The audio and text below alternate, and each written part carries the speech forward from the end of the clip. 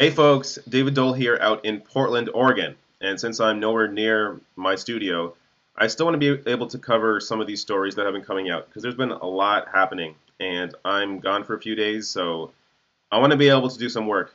And that's exactly what I'm going to do. So I want to bring you through, actually before I start, if you hear a fan in the background, a laptop fan, I can't help that. This laptop is kind of old and it's struggling to record this video, but just try to ignore it and I'll speak over it.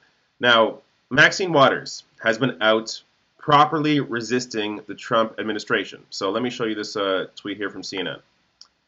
Maxine Waters encourages her supporters to harass Trump administration officials.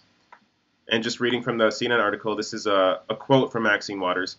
Let's make sure we show up wherever we have to show up. And if you see anybody from the cabinet in a restaurant, in a department store, at a gasoline station, you get out and you create a crowd, and you push back on them, and you tell them they're not welcome anymore, anywhere. We've got to get the children connected to their parents.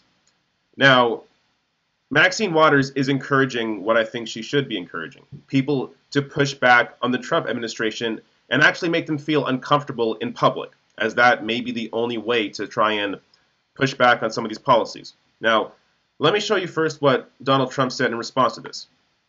So he tweeted out, Congresswoman Maxine Waters, an extraordinarily low IQ person, has become together with Nancy Pelosi, the face of the Democratic Party. She has just called for harm to supporters, of which there are many, of the Make America Great Again movement. Be careful what you wish for, Max. Okay. Now, I don't want to dissect a Trump tweet because we all know they're just completely over the top, just completely stupid. What I do want to show you is how the Democratic Party has responded to Maxine Waters. Now, you'd think that they would be on her side, just like the Republican Party acts as a whole to push back against the Democratic Party. The Democratic Party, on the other hand, does not do that. So the leadership in the Democratic Party does not agree with Maxine Waters. So let me show you first what Nancy Pelosi tweeted out. So in response to that CNN article, she tweeted, in the crucial months ahead, we must strive to make America beautiful again.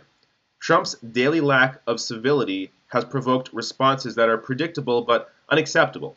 As we go forward, we must conduct elections in a way that achieves unity from sea to shining sea. Okay. Now, this is sort of what I expect, unfortunately, of Nancy Pelosi. She is the fact that she is the leader here.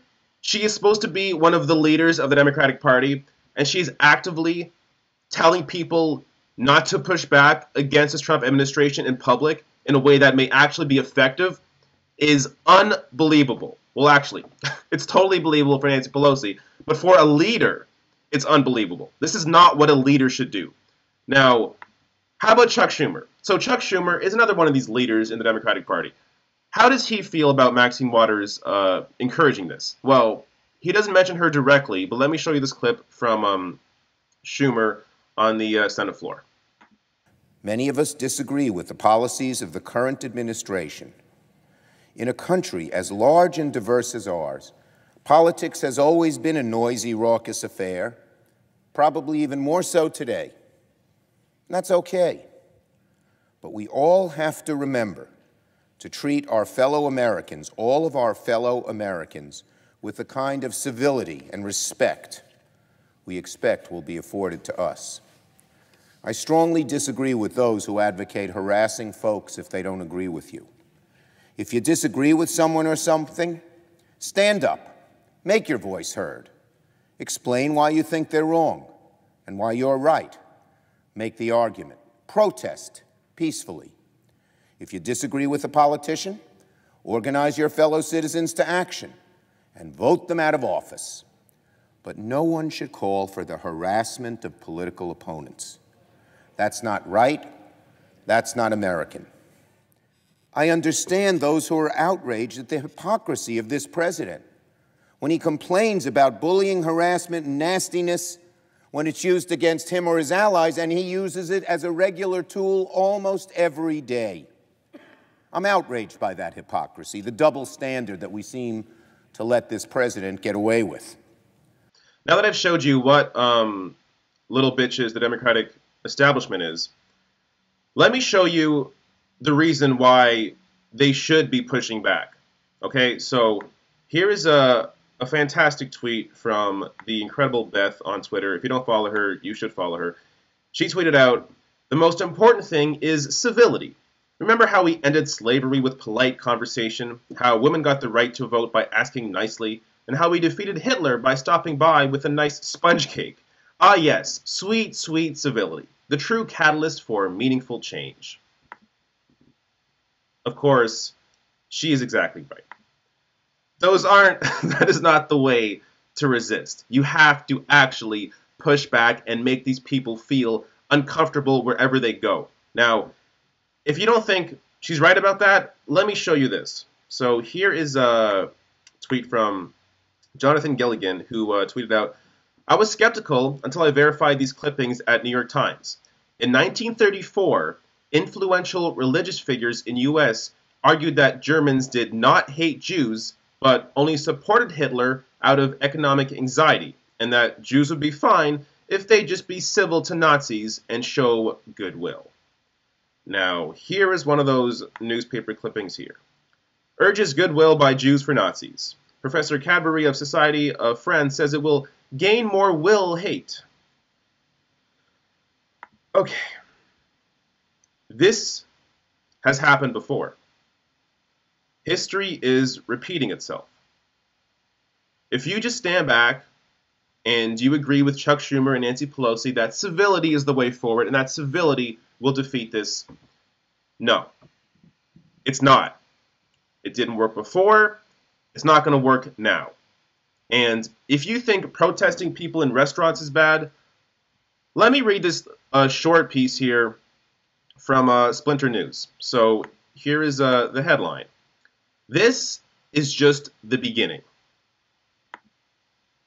One thing that people who wield great power often fail to viscerally understand is what it feels like to have power wielded against you. This imbalance is the source of many of the most monstrous decisions that get made by powerful people and institutions. The people who start the wars do not have bombs dropped on their houses. The people who pass the laws that incarcerate others never have to face the full force of the prison system themselves. The people who design the economic system that inflicts poverty on millions are themselves rich. This sort of insulation from the real-world consequences of political and economic decisions makes it very easy for powerful people to approve of things happening to the rest of us that they would never, ever tolerate themselves." Exactly. Now, I suggest you go read that whole piece. So I'm going to link to that Splinter article below the video, and it details exactly why you need to push back and how this, if you think protesting people out of restaurants is bad, it's going to get a lot worse before it gets better. So if the Trump administration keeps pushing these sorts of policies forward, the protests that push back against that are going to increasingly get worse. So that's why it's important to do this now before it possibly gets worse. And if it gets worse, it has to, because that's the only way to resist these fucking assholes.